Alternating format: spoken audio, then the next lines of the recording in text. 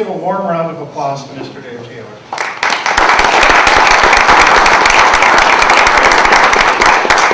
I want to start out by first off thanking you all for coming and encouraging you to interrupt as we go along.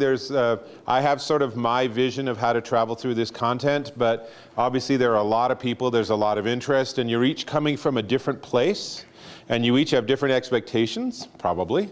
And so as I go along, if there's things that strike you or things that resonate with you, then feel free to interrupt and add any 2 cents, 1.5 cents, 5 cents for inflation, whatever.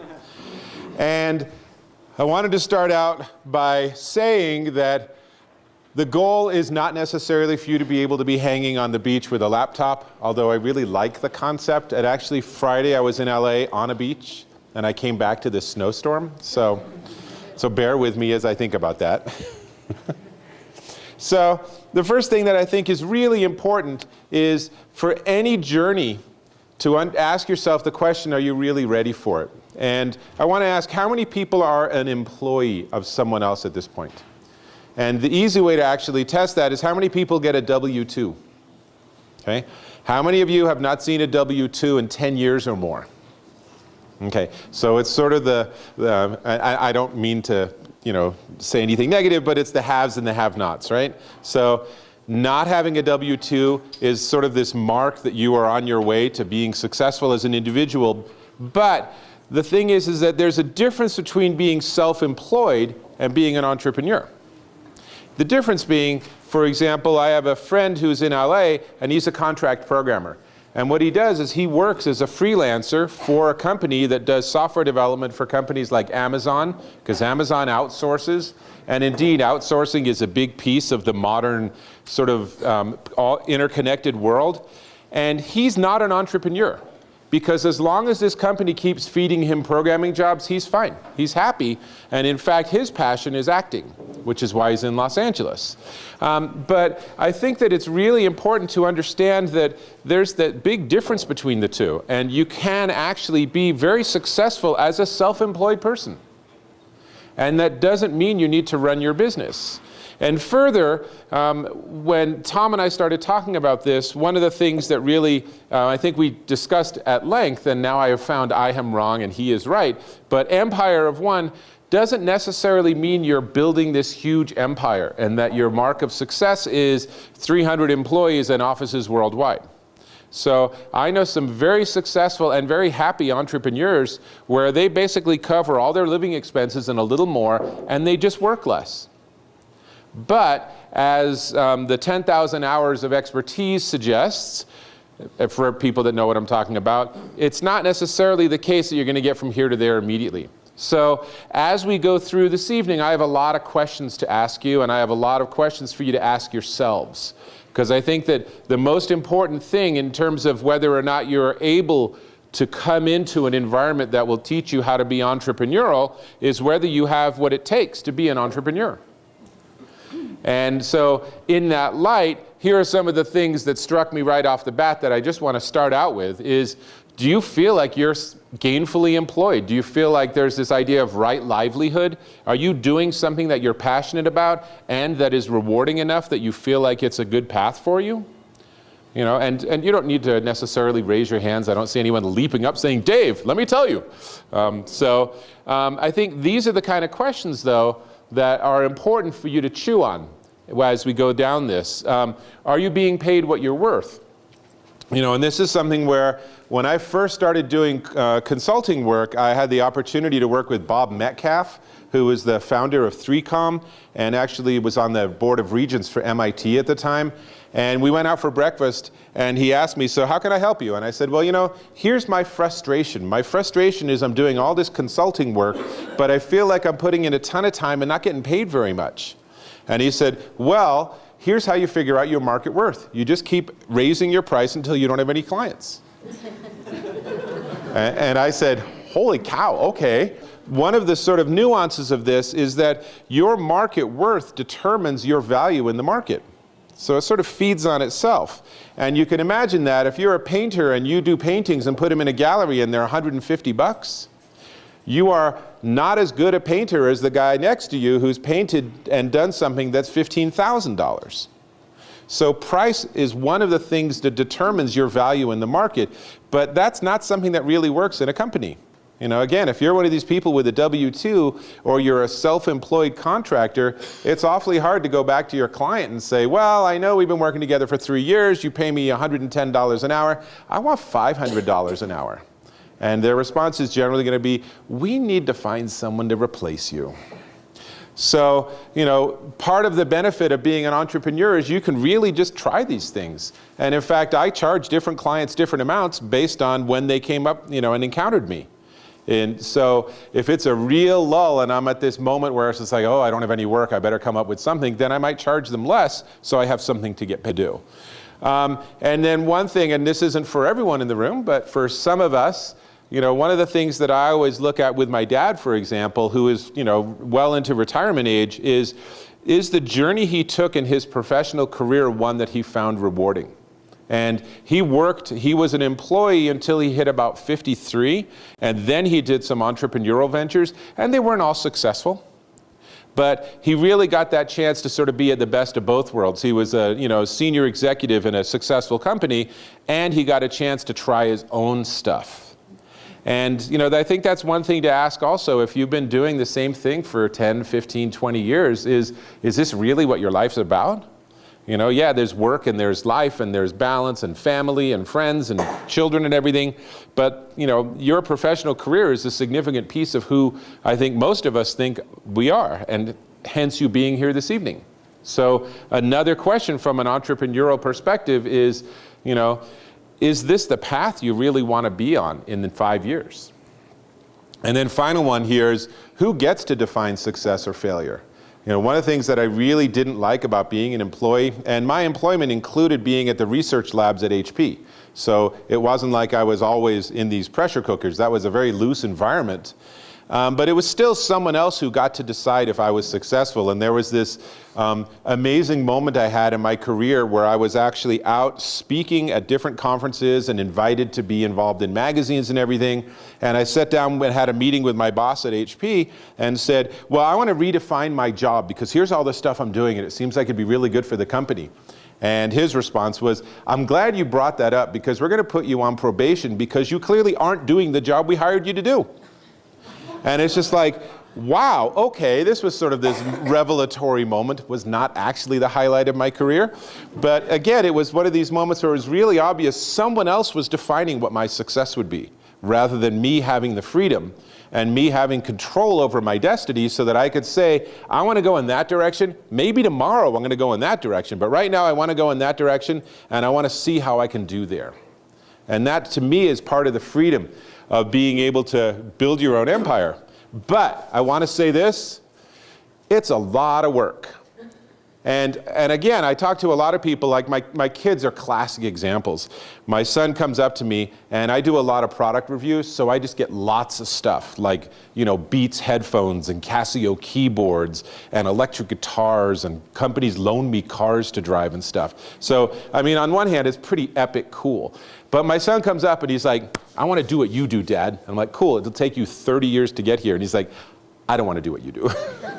It's like, well, what do you want to do? I just want you to do it for me. It's like, yeah, we need to work on the entitlement piece, but that's a whole parenting piece. But I think it's really important to recognize that being an entrepreneur means you're going to wear every single hat in your business. And that's a huge difference between being self-employed and being an entrepreneur. If you're self-employed, like my friend in LA who's the programmer, he doesn't need to wear a marketing hat. He doesn't have to worry about spreadsheets. He doesn't have to worry about getting a booth to set up at a trade show. He just programs. But for him, he doesn't have a company. He's not building something there. It's just him working for this company, and if they decide they don't need him anymore or they lose their contract, he then is flailing looking for something else. So being an entrepreneur means you're going to have to do a lot of stuff, and invariably much of it will be stuff you won't enjoy. And this is something that I just constantly hear from people where they're like, well, I don't know, I'm not into marketing. I don't want to do any of this stuff. And it's like, okay, then maybe you shouldn't run your business, and that's okay. You should just be an employee, and you can be happy as an employee. You know, the fact is that one of the things that we're doing with this Empire of One is we're going to actually screen the people coming into the program to make sure there is that passion, there is that drive, there's that motivation to say, I'm going to do the things that aren't necessarily glamorous and exciting because that's part of running a business. You know, and whether it's food prep and you have this idea for a great new nutrition bar, good luck. Or whether it's some, new app that you want to write or something, there's pieces of that business that you're going to have to do that aren't the things you like. And that's just the reality of it. And working at home, do not be fooled that working at home means you get to just chill out and watch TV and occasionally do like 5 minutes of email. If you're a lawyer, maybe you can do that and bill a whole hour. But any lawyers in the room? I'll hear from you later, it's okay. But to me, it's totally worth it. And it's worth it because I want to be the captain of my ship. I want to be flying my plane. I don't want to be a passenger having someone else say, here's our new strategic direction. You're okay with that, right? It's like, it doesn't really make sense to me. Well, do it anyway. And in that light, one of the things that I think is going to be hard to sort of figure out for a lot of people that will come into our course is how do you go from that sort of moment of being an employee to going down your journey or your path as an entrepreneur. And that's something we have spent just a huge amount of time talking about, and we've talked about at length with our circle of mentors. We have an advisory group that I'll introduce a little later that are just these hugely successful people. And I think that our best answer at this point is to let it be an overlapping transition. If you are at a company and you're an employee and they were just bought by Google and you suddenly got a check for $3 million, you have a little runway, as they call it. You can take 6 months off and experiment. But for most of us, it's just like, well, I can't really do that. And you know what? Next month, I can't go to the bank and say, well, you're cool if I don't pay the mortgage, right? Because I'm like building this new thing.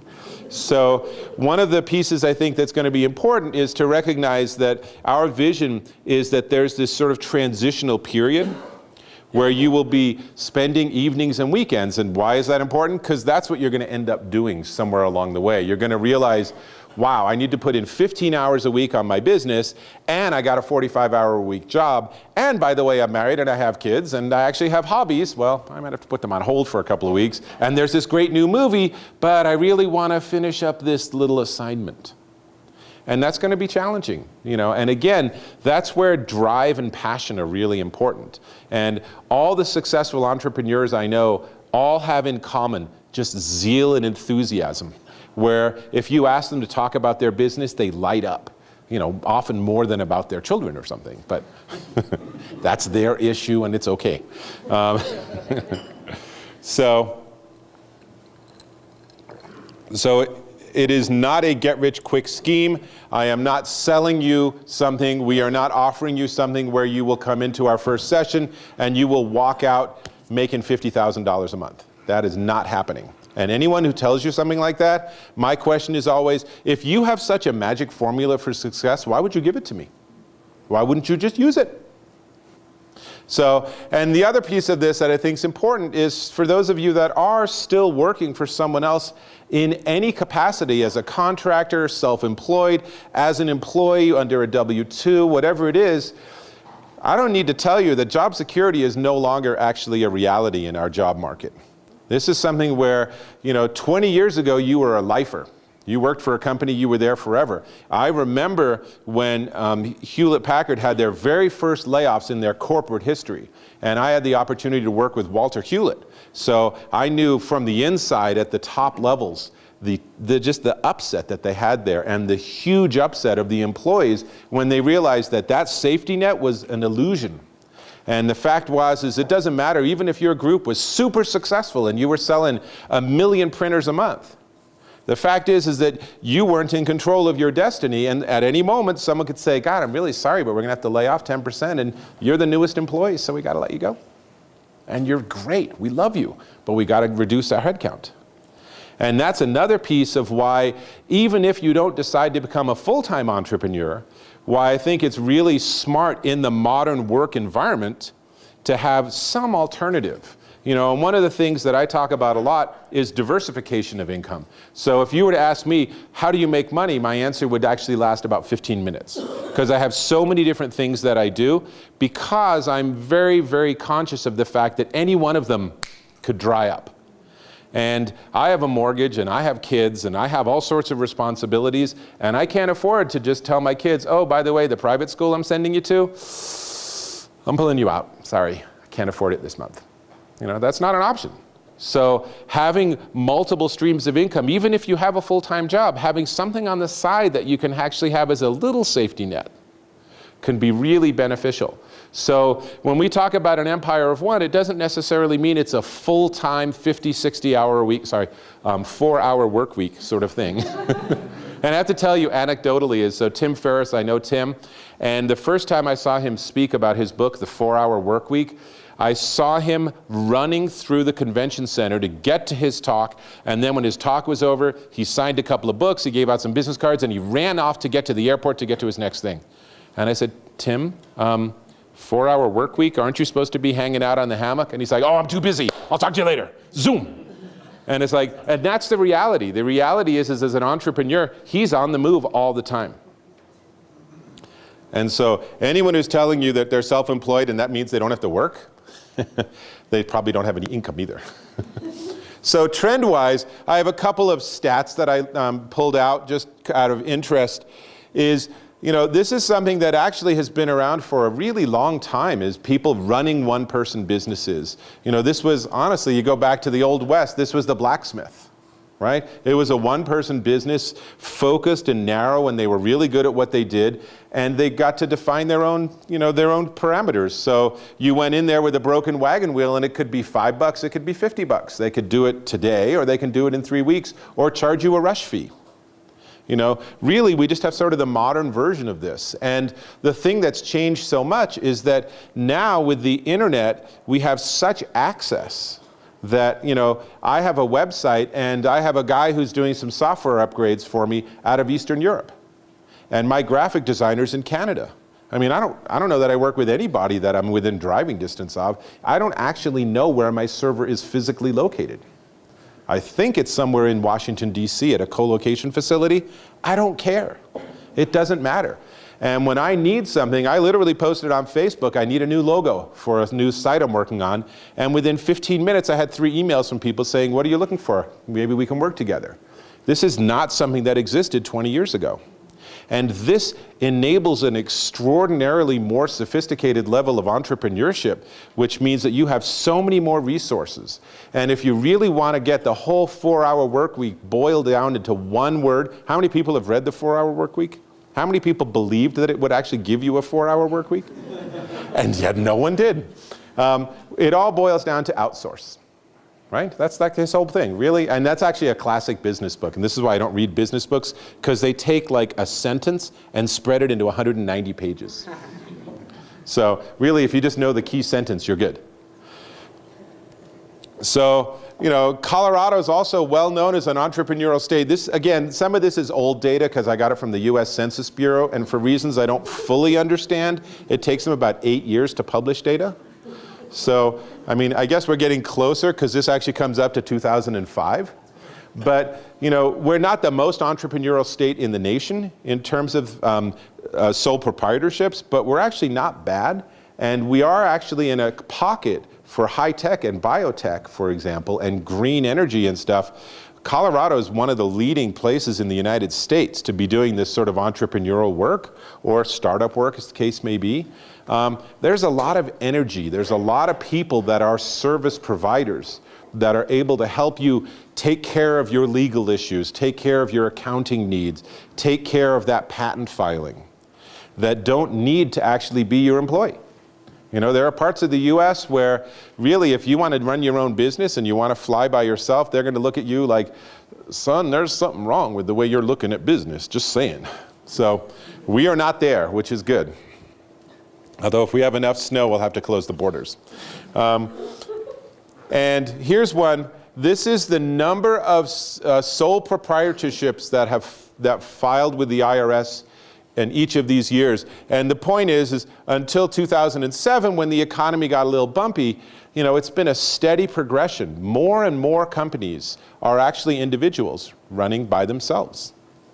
And I think that's really exciting. And I know that one of my startups, we were actually mutual sole proprietors. We didn't actually create a business. We didn't have an office. And nowadays, I would say, gosh, some less than 50% of businesses actually have everyone in the office at once.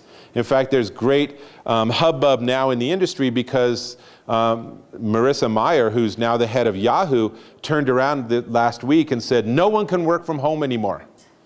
And everyone's like, oh my God, that's the end of the industry.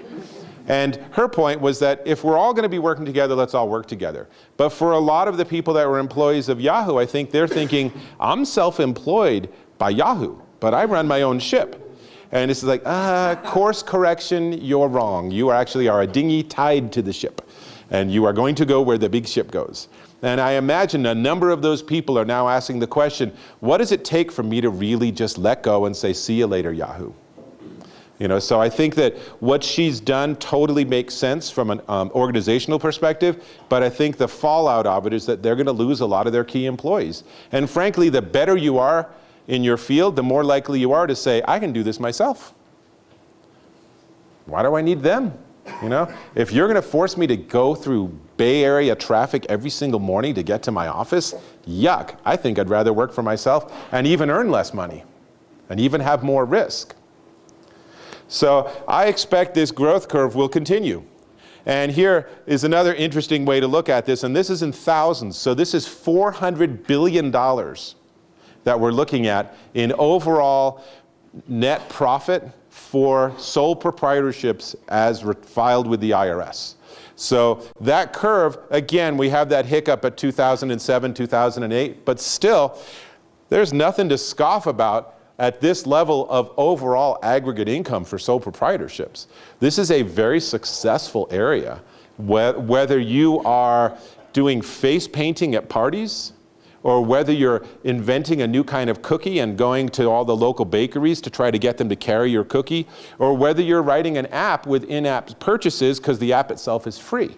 There's a zillion different ways now. Really, like every year, there's new ways to actually take your entrepreneurial zeal and make it into a successful business. Right, Gary? Absolutely. Right. And this, not so much. But I just liked the picture. Although, I don't know, the whole shorts and cigar thing, I have never actually done this. But this could be maybe where you could end up. But this is not going to be day 2. That is definitely not the case. But here's the thing, is that it's risky. And I think one of the most important things that Tom and I really want to get across here is that going from being an employee, going even from being self-employed where you have one contract and a company that gets you the contract, to being an entrepreneur and saying, I am now flying this plane, it's risky. It's a really risky proposition. And your safety net might be, well, if everything fails, I can go work at McDonald's. Okay, well, if that's what you got to do, there's nothing wrong about that. But you do definitely lose a lot of the comfort and safety and security of being an employee. And I can remember, I remember my dad's reaction when I quit HP, and he said, well, do you have a new job? I'm like, no, I'll find something. And he's like, you what? Well, I was bored. And he couldn't actually imagine that I had quit a safe, secure job because I was bored. Thankfully, I actually have managed to pay the rent all those years, so I guess it worked out okay. But, the idea being that if you're really risk averse, if there's nothing more scary to you than having that, mortgage check or mortgage bill come and not having enough money in the bank that month, then this is going to be a really tough road for you to travel. And this is a way to look at that is starting a business is risky. Understanding the risks and reducing them through careful planning improves your chance for success. The other thing that really reduces your chance of success is that if you are part of a group that is doing it, you have far more resources. I mean, I can't imagine anything more frightening than to say, I'm just going to go it alone, And then you wake up the next morning and you get out of bed and you put on your suit, or you put on your power tie, or you put on your pencil skirt or something, and you're like, and now what? Do I get in the car? Where do I drive? What do I do? You know, and I think a lot of people, this is their approach. It's like, I'm sick of the corporate world, I'm just going to do it myself. And how are you going to do that? You know, it's awfully hard to just have someone say, there's the cockpit, go. Okay, well, we've seen how that ends up. You know, it's Denzel Washington, there's whiskey involved. And this also, needless to say, is something that hugely affects your entire family and your circle of friends. And you will have friends that probably will say, I am so sick of you talking about your business challenges, I don't really want to talk to you anymore. Or they'll knock over beer bottles and it'll be out of control. And that's okay, you know, because this is a big, huge adventure. And here, you know, again, I told you I'm going to have a lot of questions. So here's some more questions. And a lot of these are really things for you to chew on internally and ask yourself, you know, can I really do all these things? You know,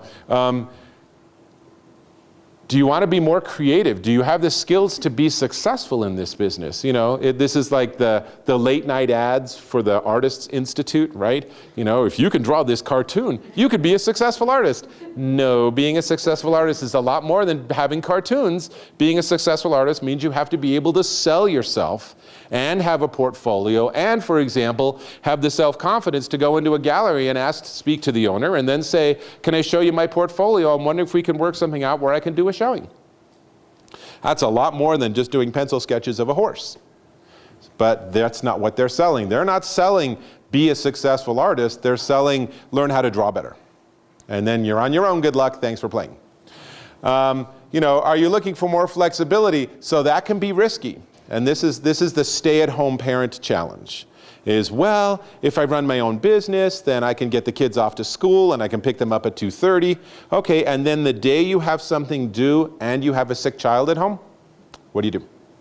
Right? Or you're halfway through a conference, a video conference or something, and you get a call from the school saying, your child's sick, you need to come pick him up. I have had these experiences. And there are times when you have to just cancel everything.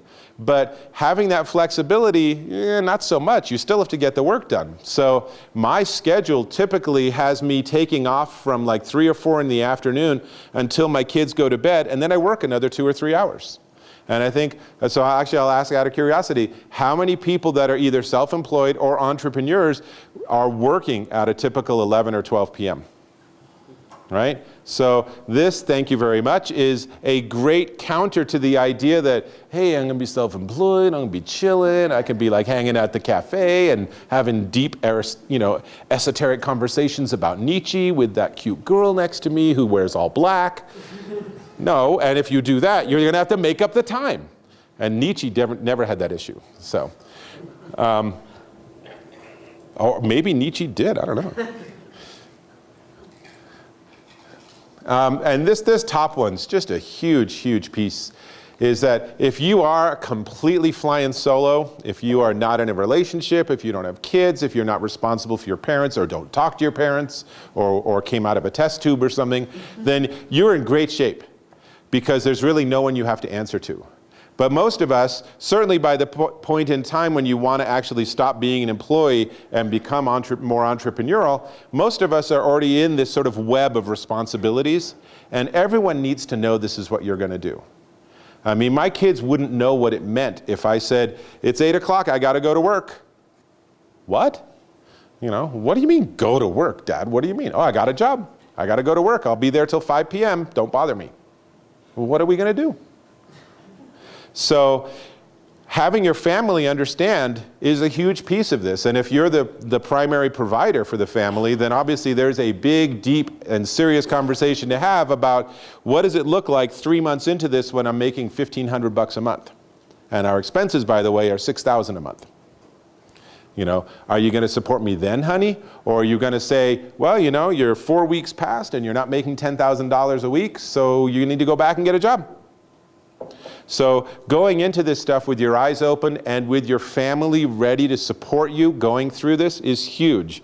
It's like if you open a restaurant, the rule of thumb with any business, but particularly with a restaurant, is be ready to lose money for the first year. And I see so many restaurants. How many of you seen where they're open for like a month or two and then they go out of business? And it's like, did you not realize that you were going to have a loss for a while? Did you not have an extra $50K in the bank to cover those employee costs or the insurance? And I think there are some restaurateurs where it's like, no, actually, I'm just really good at making pizza. And I wanted to open up a pizzeria. Okay, well then you were the classic expert. You know, you should have been employed by somebody, or someone who actually knows the business should have hired you or something, but you really didn't have what it takes to actually be entrepreneurial and run your own restaurant. And I think that's true of a lot of businesses. Whatever it is you want to do, there's a journey, there's a period of time during which you're going to be clarifying your idea, doing market research, getting prototypes out, iterating with your customers, delivering stuff that they say, not so much. And you're like, oh, well, gosh, better stay up all night and come up with another prototype. You know, I mean, I go to the Consumer Electronics Show every year, and it's funny because there are companies that will introduce products on the first day of CES, and by the last day of CES, they actually have closed their booth down. Because they were thinking that the buyer from Best Buy would come in and say, holy cow, we've been waiting years for that. Can I sign a contract? Can you make 100,000 of those in the next month? And in fact, no one ever comes by. And they sit there bored and lonely in their booth, and they go home, and you know what? Their whole business was leading up to that moment, and it didn't happen. And they have no contingency plan. And it could actually be somewhat sad. You go by their booth, and they're just like that, and it's just like, oh, I'm sorry, I wish I could buy one. But you don't have any distributors, so I can't buy it. And then once you get to, then this is sort of all the sort of angst of being an entrepreneur. The fact is that running your own business has lots of other pieces to it.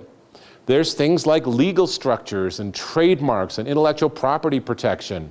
And if you're going to have customers, what are your liability issues? You know, if you're going to have a logo, who's going to design it? How do you know that it actually doesn't infringe on someone else? Trademarks are a classic example. Companies, especially big companies, will go after you because it's just fun. Because they have 100 lawyers sitting in an office at Coca-Cola, and they need to justify their existence. I've had companies like Southwestern Bell go after me for completely bogus reasons, and we've just sort of wasted time sending letters back and forth. And it's just like, okay, you understand that I'm just a single guy. So it's really hard for me to like get all the resources to get my lawyers to respond to your bogus stuff. But for you, it's just like, hey, it's one of 300 things I'm prosecuting. So it's fine for me, this is my job. So that's all the stuff you have to be prepared to do. If you have something that's novel and unique, you might have to be looking at things like patent applications. And knowing that the whole structure of how patents are filed has changed in the last 6 months, right? And issues of like who got there first are now very different to what they were a year ago. So again, in light of things like that, I will say that one of the watchwords we used in the venture capital world was always that the ideas are a dime a dozen, it's all about the implementation. And so the fastest way to get someone who's an investor to be unimpressed with you is to ask them to sign a non-disclosure. Because the non-disclosure protects ideas, but no one cares about your idea. The question is always about, can you deliver it? And I think that's true from an entrepreneurial perspective too. And here we go, the key, big question. You know, now you've done all this, do you actually have a product? And I work with a lot of startups, and I work with a lot of entrepreneurs, and it's astonishing to me how often what they have is a really cool hobby that they think is a business. This is very much the whole .com phenomenon, right? Where it's like, do you have a revenue stream? No, but when we get really big, we'll implement one, and then we'll have all this money coming in. I mean, frankly, that's how Facebook evolved.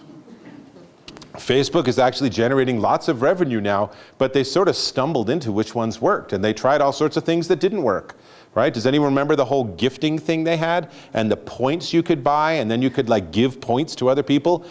Hello, are we all in junior high school? Maybe.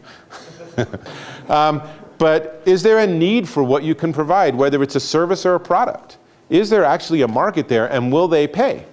And that's another piece of it, is that there are a lot of really great ideas that there are free alternatives to.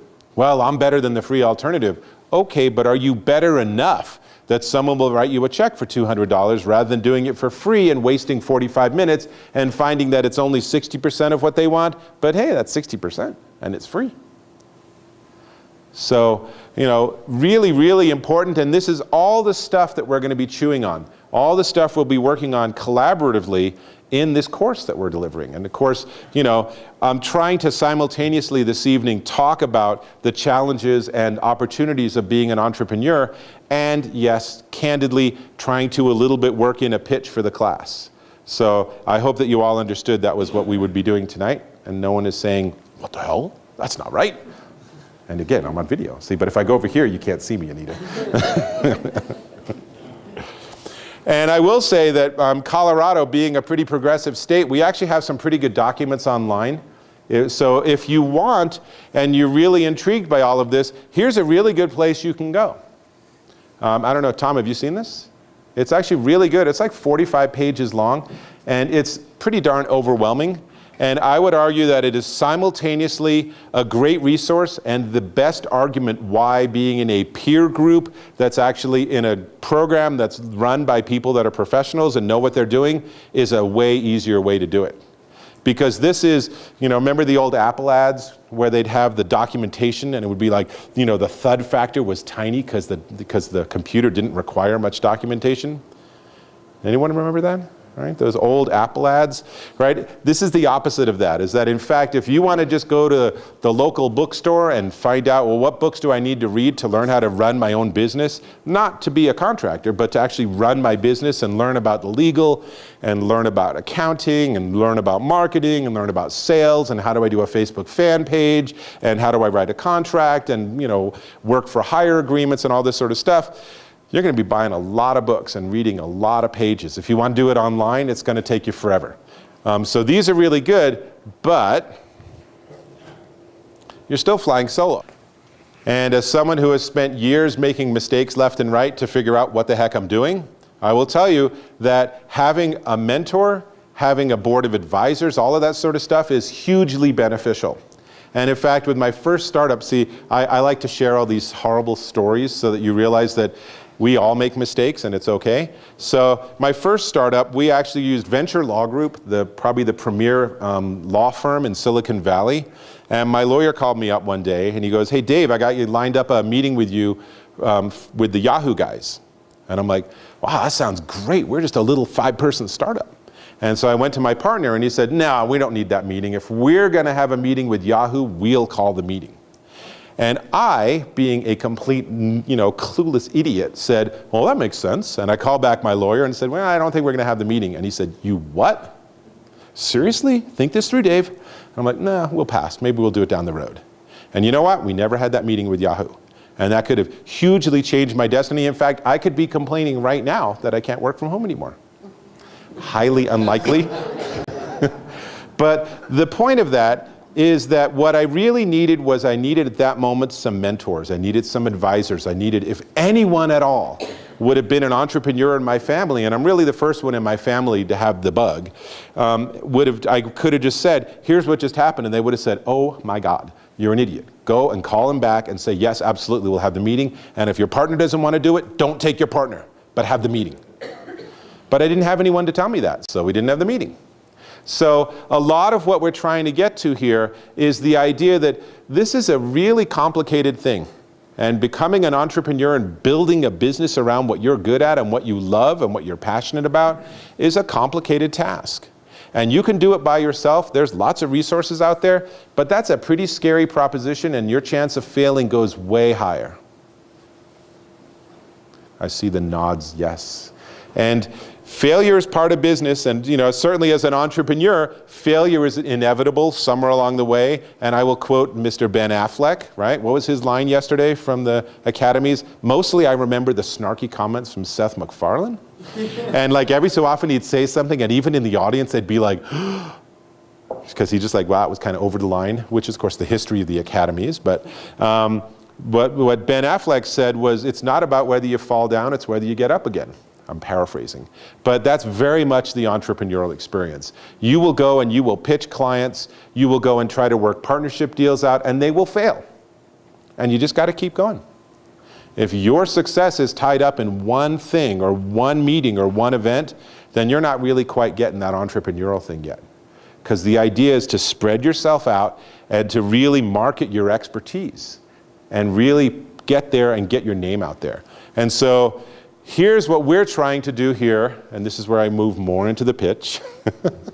What we're trying to do here with the Empire of One is we're going to help you every step of the way.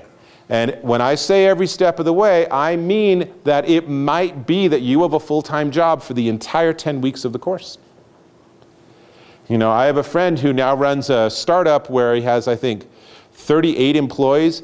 We started talking about his business idea when he was still a full-time employee at Ball Aerospace, and he would sneak away at lunch to have meetings. And then he would work on weekends. And it absolutely proved to be successful. Now, as an Empire of One, our goal isn't to teach you how to raise capital and get employees, although that might be your success path.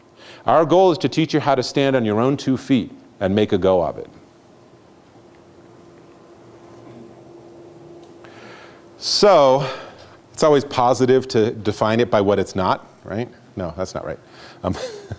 So we're not about raising venture capital. We're not going to teach you how to hire people. We're not going to teach you how to build a 500-person global business. We're not going to be talking about how to build a really complex infrastructure that'll support really huge growth. But we're going to teach you instead how to set your own little tiny empire up, and how to build your own business, and how to make a go of it. And our mark of success will not be that you signed up. Our mark of success will be that by the time you're done with our course, that you actually have an entrepreneurial venture and it's going and it's generating revenue. So to me, what we're doing is we're selling freedom. And I got this land in Florida. No, that's not right. And I talked about some of the other stuff that's really important for you to have. One of the biggest things that I think is critical to success is you've got to be awfully self-motivated. And I work a lot in cafes. In fact, I like to joke that my office has a Starbucks logo on the window. And I am on like a first name basis with all the baristas in Boulder, which is really kind of alarming now that I think about it. But when I'm sitting there working, I will look around, and it's amazing how many people ostensibly are working, but they're on Facebook. And it's like, well, maybe your job is to use Facebook, but probably it's not. And probably what's happened is that your boss has said, yeah, you can work from home today, and you've gone into the Starbucks or Atlas Purveyors or Ozo or the Cup or wherever the heck you like to go, and you're just chilling and hanging out and chatting with your girlfriend or something like that. And that's all well and good, but that does not make for a successful business. If that's what you want to do, every hour you spend not working, you have to make up with an hour that you work. Or your business will eventually wither and die. You know, maybe years down the road, you can have an entrepreneurial business where you can just work, one afternoon a week and it just runs itself. But you really have to work to get there. That is not something that will spontaneously occur, and I wish it did because I would sign up for that course. So this guy actually in this picture isn't using Facebook, so go figure. But I think he is at Starbucks, it looks like it. So here's how we're going to break up our 10-week course. And again, I want to let you know, and I'll mention this again in a little bit, we're doing it as evenings, because we are very conscious of the fact that if we said take off every Tuesday and Thursday all day, then a lot of people would drop out. It's like, I really want to do this, but I really got to pay the bills. And that's okay. There's a transitional period where you'll be doing both jobs. Doesn't that sound fun? 2 jobs instead of just 1? But the goal of that will be to be able to tell your boss, I'm done. I'm doing something I'm really passionate about instead. And so the first thing we're going to be doing, and we'll have to actually probably modify the title, but I put it as Digging the Entrepreneurial Lifestyle. Yeah, I know. People tell me I'm a hippie. It's okay. You aren't, in fact, on holiday the entire time. And again, I keep, pounding on this point, is that this is a lot of work. You're really going to have to put in the time and the effort. And the people that are entrepreneurial, I can tell all of you in the audience, because you're all the ones nodding like this. Yep, it's a lot of work. And when I'm done tonight, I will go home and I will power on my computer and catch up with some email. Now, if you're doing all that and you're an employee, then you're a really good employee. But you've now given up a huge piece of your personal life, and what are you getting in it for return? So it's something to think about. If I'm putting in all these effort and all this time, and I'm bringing my computer with on holidays so that when my kids go to sleep, I can do an hour of work, I want it to be for my benefit, so my business is more successful. Then the second thing that we're going to spend a lot of time on is proof of product. That will start with, what are you actually good at and what are you actually passionate about? And the thing is that every entrepreneur needs to wear a set of defined hats. And you're going to have to do things you're not going to be good at. And some of them you might outsource. I used to design my own websites, and I look back at them now and kind of cringe. And now I just work with graphic artists. And I've found people online that are really pretty inexpensive and are fast. And so maybe when I need a graphic, it takes 3 days instead of an hour. But you know what? When it's done, it actually looks like someone who knew how to do it, did it. Which is a huge improvement. You have no idea. And then, does anyone know what MVP means? Go. Minimum viable product. Oh, yes. Okay, you get an empty cup. No, that's not good. I said it was going to be hard. So minimal viable product. So this is the idea that if you're going to go into the market and you're going to sell your product or service, there's a certain minimum amount of skill or capability or expertise you're going to need to have. If you're an artist and you're going to go talk to a gallery, and an artist is very much an entrepreneur, successful artists. If you're going to go talk to a gallery owner, you need a portfolio. That portfolio needs to have at least 15 or 20 works. If you go and say, here's my first painting, based on this one painting, could we line up a gallery showing where you'll give me 4 walls? They're going to be like, well, come back when you have 30 paintings. Well, but it takes me 2 years of painting. Great, well, we'll have 60 years from now. We'll have an excellent conversation. So understanding what your product is and then testing it. And this is another really important thing that most entrepreneurs don't do, and this is just disaster. And you see this again and again. The advisors, we were all speaking earlier, and one of them was sharing a story about a company that has been working on a video game for 7 years without ever having anyone test the game. They've never had anyone run through a prototype. They've never actually brought anyone in and said, what do you think of the concept of the game? Now, maybe it'll be a home run. But my guess is that it's going to fall flat on its face. And in that 7 years, in internet time, that's like 1,000 years of game development. And even these huge companies like, Sony just came out with their PS4, or they're coming out with it bit by bit. And the fact is that no one expects it to be that successful, because now it's iPads and iPhones and Android tablets and smart mobile devices that are defining the gaming environment in a way that wasn't even imaginable 3 years ago. And these companies that have these 5-year product development life cycles, and sorry, we're working on the Xbox 720, well, you know what? It's obsolete before it even ships. So understanding how to test and how to iterate is critically important.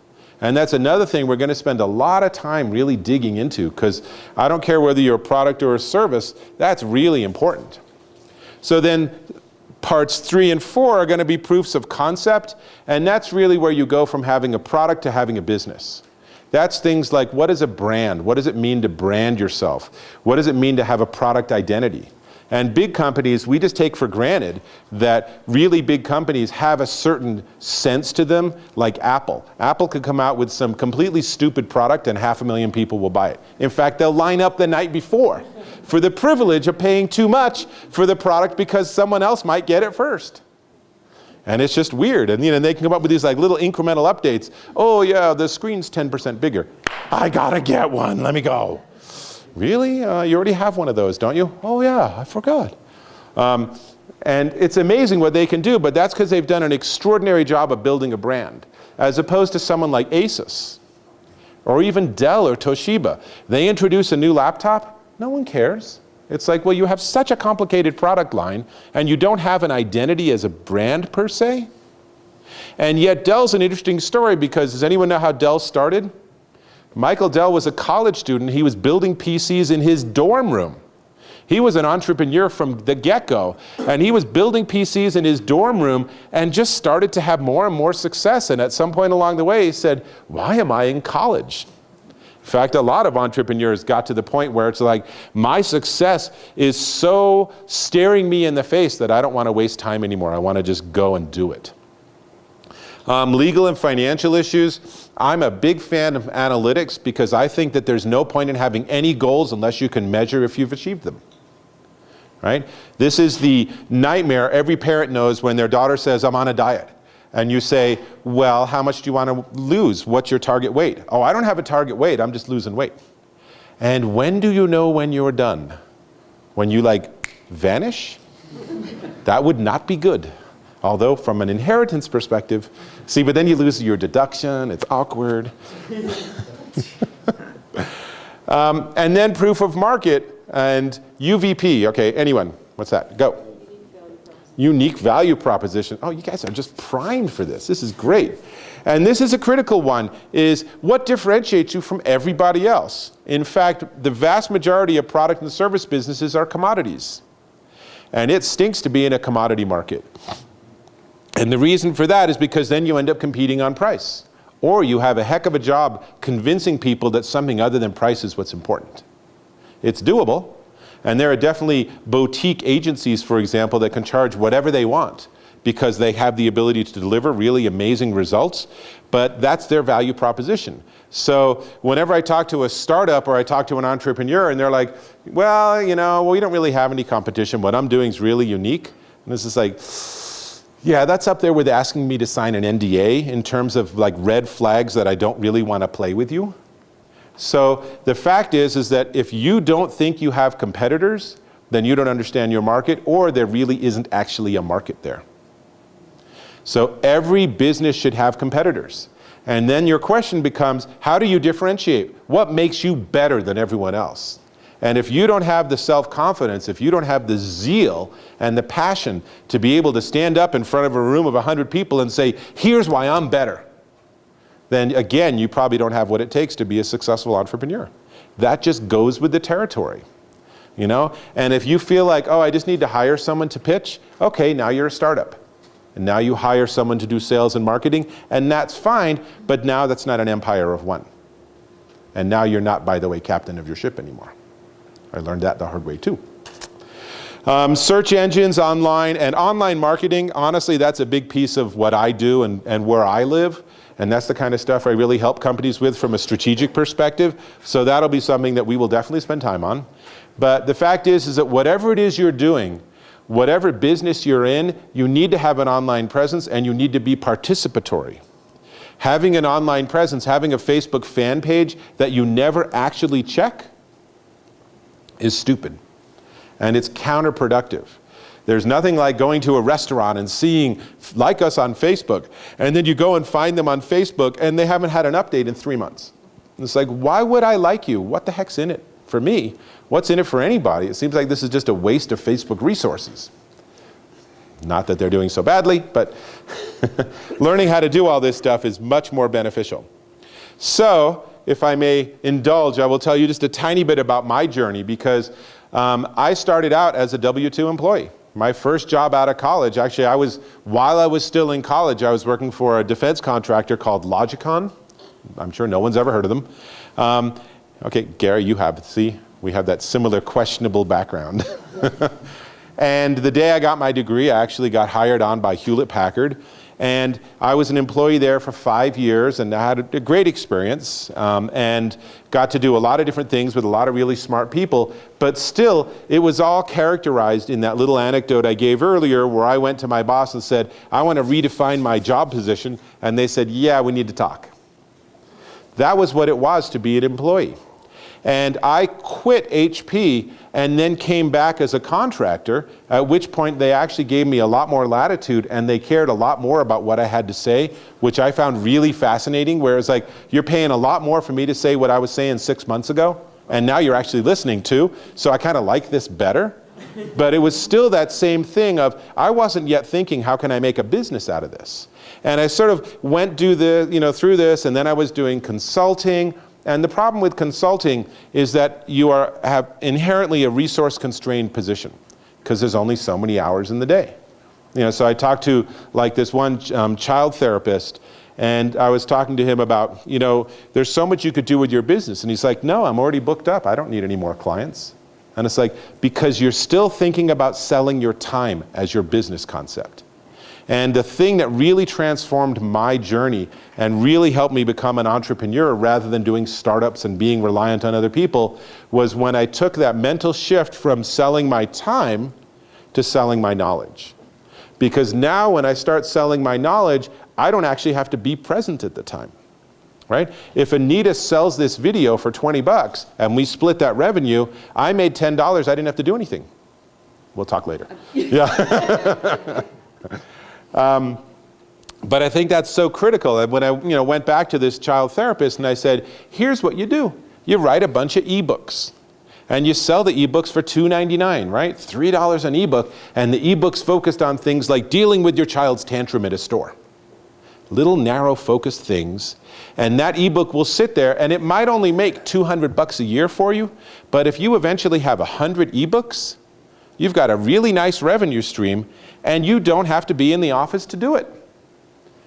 And this person was not an entrepreneur. They were very narrowly trained in I'm a therapist, I work with patients. And they didn't get it.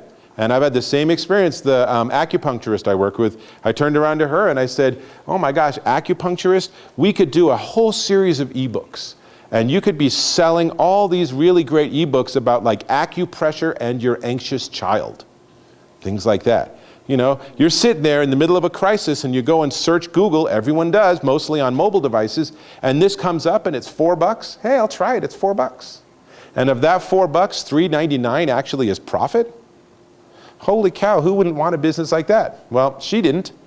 She was like, well, I don't want to do that. That sounds like, there's a responsibility there, and then I have to keep updating it. And it's like, okay, I'm not going to push anyone into this path. But the whole idea of stepping away from how many hours do I have to work to earn a certain amount of money, and if I want to earn more money, I have to work more hours. If you can start looking at how can I sell my expertise, sell my knowledge, how can I encapsulate it and have it sell itself? Now you get into the holy grail of passive income, right? And while I'm standing here talking to you, my website is generating revenue for me. And there are other people in this room where their businesses are generating revenue for them and they're not actively hands-on doing it.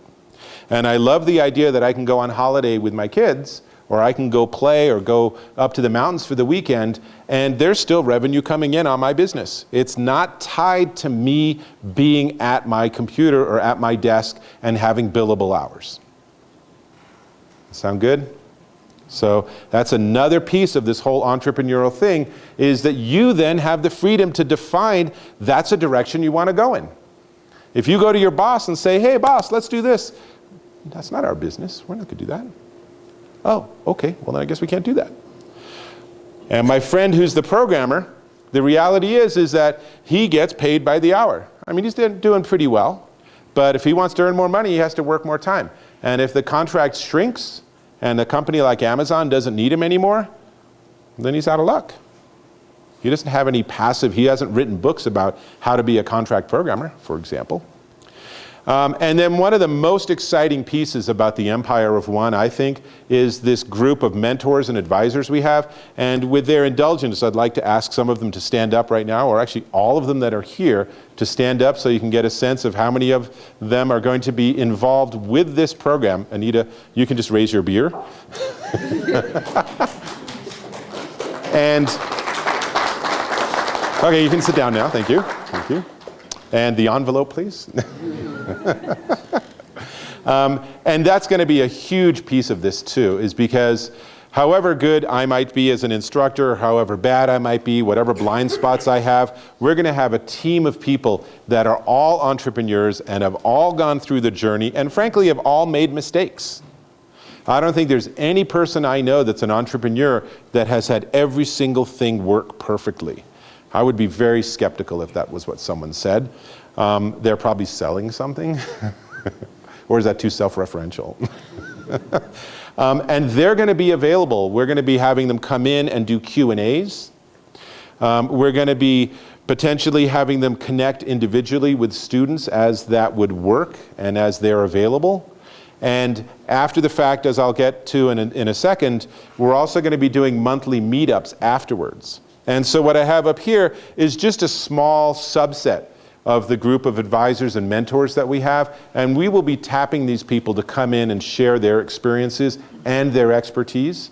And we're talking people that are like Paul Bauer, who's at the Daniels College of Business at DU, or Julie Clark, who's the founder of Baby Einstein. You know, I mean, entrepreneurs that have really made a mark, that are really have had an extraordinary level of success in their area.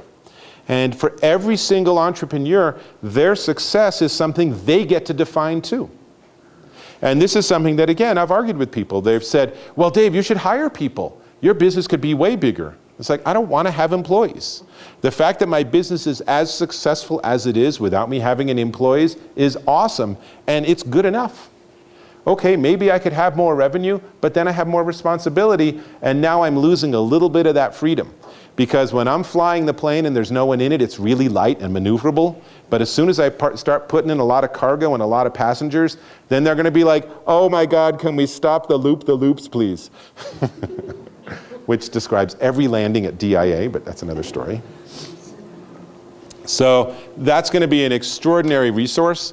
And then finally, and I'm just sort of winding down now, and then we're going to have an area where you can ask questions. We're going to run, it's starting really soon, because we really want to jump in and really get this thing started. And we're going to do Tuesday and Wednesday evenings, and I promise it will be fun and entertaining. It'll be here, and it starts in, what, about 5 weeks, I think? 5 weeks?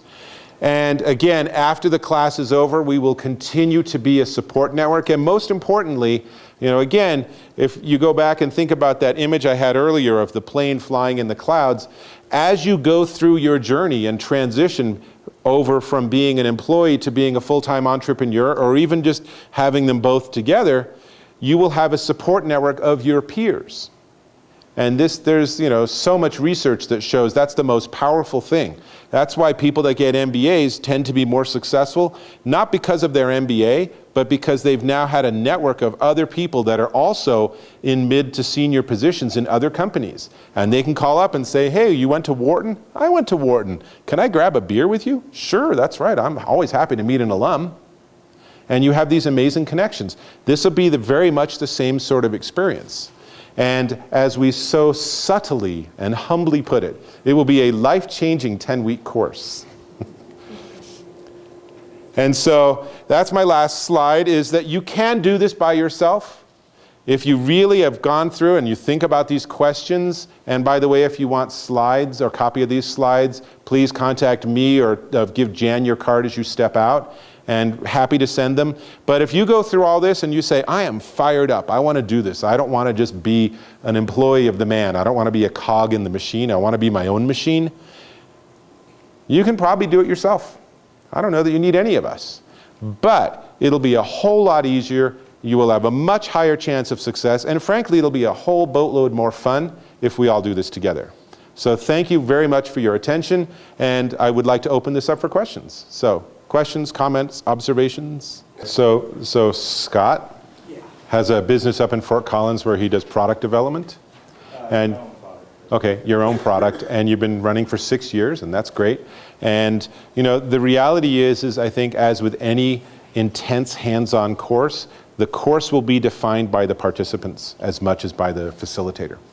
So there will be sections, and this will be true for every single person in the course, there will be sections or evenings where you'll be like, yeah, I already have an accountant, but it's interesting to hear. And then there'll be other stuff where it's like, wow, I had no idea, scribble, scribble, scribble. You know, we will talk a lot about product.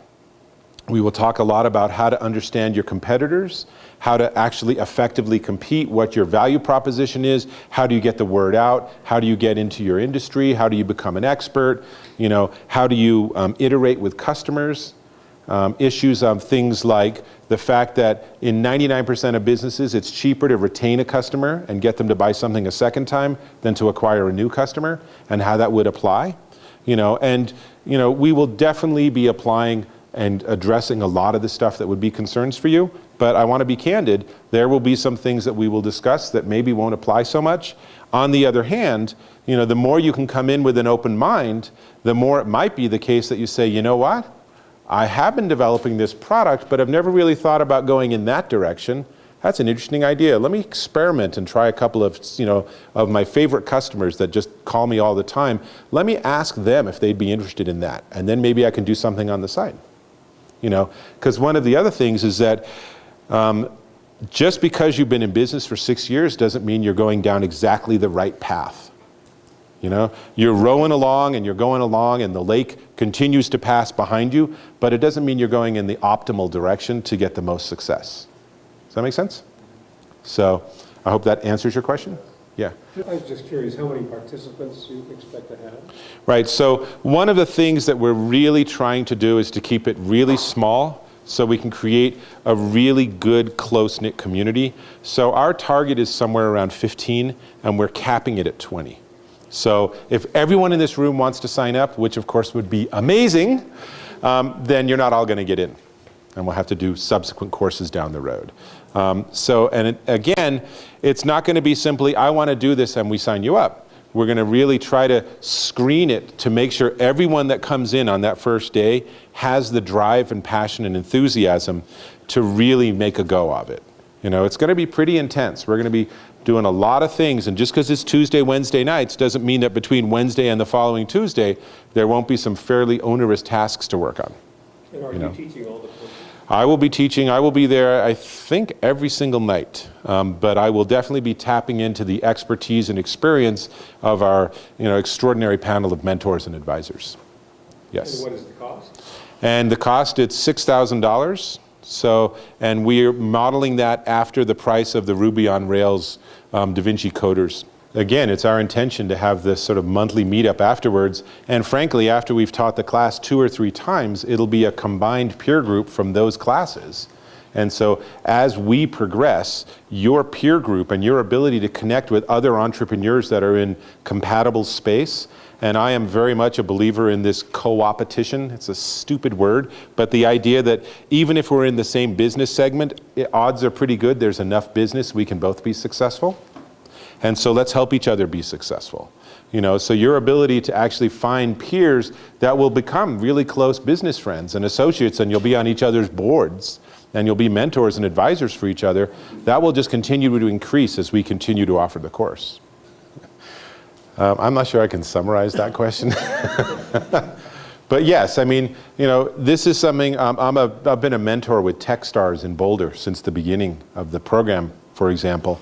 And this is something that happens every single year, is that startups come in and they have their business plan and they're like, here's what we're going to do, here's what we're going to deliver. And then 3 weeks later, they do what the entrepreneurs now call a pivot, which is a really fancy way of saying, we had no idea what we were thinking of and we have to come up with a whole new vision. And I have seen groups come into a meeting, and by the time they're done with their meeting, they've thrown their business notes away and they have a blank piece of paper because they're doing something different. And that will happen. And that's part of being an entrepreneur too, is being nimble, being agile, being able to say, I really, really want to do face painting, but it turns out that every single face paint on the market's toxic and no one will hire me anymore. What can I do instead that's similar and that taps into my skills and passion, but that there's actually a business for? And you're right. It won't be the case that for everyone they'll be able to sell their knowledge, not their time. If you have a product, you're selling your product. But maybe you can sell your expertise at developing the product too. There's other ways to look at this. I have a friend who is a general contractor, and he started making videos about how to do work around your house, and he makes more money selling his videos than he does doing general contracting. So he only takes contracting jobs now where he can videotape the whole thing and make videos out of it. So it's brilliant. But that's something where if you would have sat down with him 3 months before he started that and said, hey, Tim, this whole contracting thing, in a year you won't be doing it. You'll just be making movies. And he's, I don't think so. That's not going to work. And yet, being open to what the industry and what the marketplace offers you is a critical part of being successful. And I mean, certainly my career continues to pivot, to use that fancy word, pretty much on a monthly basis.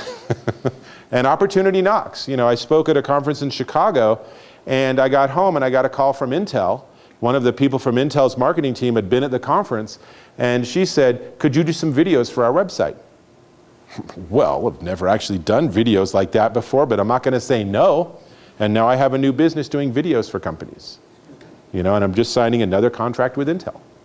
So, you know, being open to opportunity and being willing to be flexible and being able to say, well, I got most of it, I'm going to have to learn a little bit on the way, and then calling your friends that are experts and say, I need your help, please. That's just part of being a successful entrepreneur.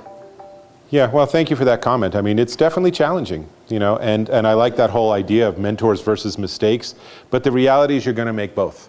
And your mentors are only as good as their own experience and their own understanding, and frankly, your own ability to actually be honest with them. And having had a startup where we had members of our board that were from the VC firm that had invested $1.5 million in our company, there were things we didn't talk about in our board meetings because we were afraid how they'd react. You know, so there's a certain level of like scrubbed reality that you'll tell them, and they'll give you advice based on what you tell them. They don't know what else is going on. And so having mentors is a great way to have that extra level of experience and expertise, but it really doesn't completely insulate you from the fact that you can still make stupid mistakes. And that's okay. And I will say that I have done things and like pitched companies, and they've said, no, you don't seem to have the experience to do that.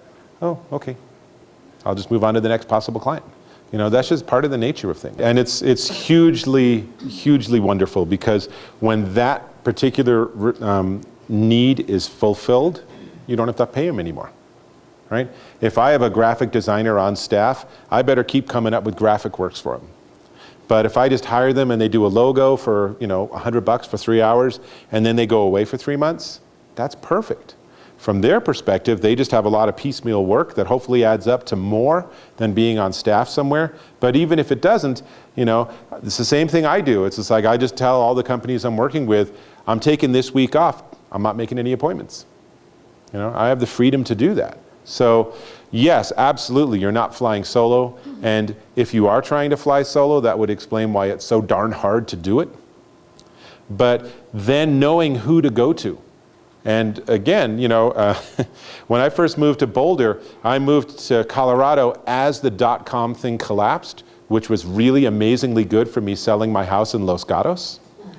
But really bad. I literally joined organizations here in Colorado before we moved here, and by the time I got here, they had all collapsed. And for that first year, I think I made like $25,000 the first year I was here in Colorado, which was huge anxiety provoking because our mortgage was more than that. You know, and thank goodness we actually did a cash flow positive switch from our house in California to our house here. But being able to find the groups and make the connections and find the partners and find the contractors is a huge piece of success as an entrepreneur, because however good you are, however expert you are, the fact is you can't go it alone. Yeah, well, that's great, you know, and what I hear you describing is what the buzzword is intrapreneur. Is when you're being entrepreneurial within the context of a corporation. And everyone that does that, honestly, unless you're getting a boatload of stock, I really don't understand why you would do it so someone else can make money. I've always been an outside of the box person, and I'm tired of trying to squeeze in the box. So yeah, and being and sticking with your passion. Worst case, you're still doing stuff you like. But I have a buddy who's an artist in Denver, and he just like 2 weeks ago signed a contract that's worth $250,000 a year. And here's this guy who literally was in a street gang and was a graffiti artist and worked his way up to doing murals and stuff. And he just signed this contract to design like computer cases and bags and stuff for these companies. And for him, it's this huge success, and it's great to see this because he's still the same guy. And he still has the same style, and it's still oriented around his passion and his expertise. But he also, along the way, learned that if I'm just going to take cans of spray paint and spray paint on people's walls, there's not a business there. And in fact, this is quite the anti-business. So he learned how to market himself. He learned how to do volunteer work with charity organizations and how to donate pieces to, you know, charity auctions and stuff to gain visibility. And through that, that's how he actually landed this contract. So absolutely, if you have a passion that has a potential revenue stream, then looking at that as a way to push out and start to expand your entrepreneurial opportunities is huge. And again, that's exactly the kind of stuff that I think we'll be looking at as we go through this course, is how to go from, I love painting, to, I actually have a business here where I do painting. And it's a business and it generates revenue. And unfortunately, I'm gonna have to do some stuff I don't like very much so that I can be successful and spend most of my time doing the stuff I love. But the key is different streams of income. Yeah, and you know. Bank on the one thing. Yes, and different streams of income, diversification. This is something that every entrepreneur I know has either learned the really hard way or they've just figured it out from watching all their other friends have that big mortgage and suddenly fall flat. And then they got 6 months to figure out, oh my gosh, how am I going to pay my mortgage? And meanwhile, my credit cards are up to the hilt. You know, so thank you for reinforcing that. So we're running a little close on time here. So any of you that want to fill out that form, make sure that you drop it off at the front counter up here. We'd love to keep you involved in what we're doing. But we probably have time for one more question. So I will nimbly avoid any political commentary. But there are government pressures. This is part of what we'll be looking at, is that, you know, to be a legal entity, you might have to do things like pay taxes, you know? And, you know, there's all sorts of different things that you're going to have to deal with, and that's the stuff that we'll be looking at. And we will bring in experts that will talk about, here's what it is today. You know, does that mean that's what it's going to look like in 12 months? No, of course not. Everything keeps changing. Everything was different 12 months ago. You know, whether it's Obama or someone else in office, or whether we have a completely different structure, things just change. That's the most constant thing in the world of entrepreneurship, is that things keep changing. You need business insurance. Right. And I used to sell business insurance, and the biggest thing that clients or small business owners don't do is they don't put money for a third for salaries, a third for insurance, a third for, you know, when business is slow. And I had to consult them on how to set up their, but I'm only selling them insurance, you know, but I have to take a look at all the analyticals, and that is your biggest problem as Right. a small startup. You know, and to some extent, what you're asking is, in a microcosm, the challenge of any entrepreneurial venture, which is, how do I pay attention to the stuff I'm not excited about? How do I pay attention to the stuff I want to just ignore? And that's where peers come in handy. That's where advisors come in handy. That's where professional mentors come in handy. That's where knowing that your accountant will call you and say, okay, they just changed this tax law. This is what you were using on your returns last year. You're going to have to recalculate for this year. I want you to have a heads up. You got 4 months to figure it out. You know, so we are out of time. Thank you all very much for your attention. Let's give Steve a big round of applause. Thank you.